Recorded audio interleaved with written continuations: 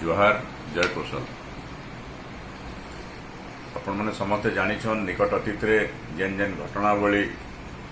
कौशलांचल हृदय राज्य के चहलई देइछे केन हिसाब रे वर्तमान सरकार कर अमल रे भी विभिन्न घटनावली घटुचे जेनथरे कि कौशलांचल स्वाभिमान आ कौशलांचल जेन अधिकार क्षुण्ण होला भलिया लागुचे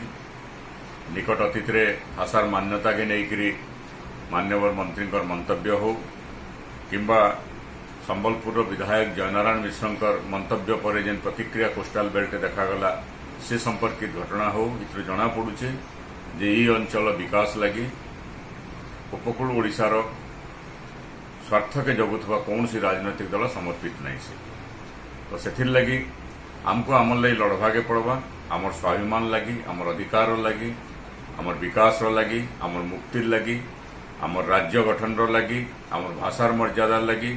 आमर जनजीवन जीवन धारण मानदंड समृद्धि लगी हमको लड़वाके पड़वा आपण मैंने जानिछन एप्रिल 1 तारिख रे 1936 मसीह ई अंचल लोकमानकर इच्छा विरुद्ध रे ई अंचल अविभक्त संबलपुर जिला के ओडिशा संगे मिसई दिया जाइथिला एवं 1936 मसीह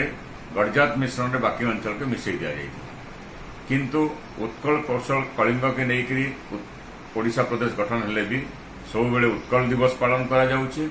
एवं उत्कल प्रसंग के राज्य सरकार को मुखपत्र हिसाब से व्यवहार करा जाउछि सब कथार उत्कलीकरण करा जाउछि तेणु प्रतिवर्ष एप्रिल 1 तारिख की ई अंचल जनसाधारण कला दिवस हिसाब से पालन करसन इथर मध्य आसुन एप्रिल 1 के आम कला दिवस हिसाब से पालन करमा एवं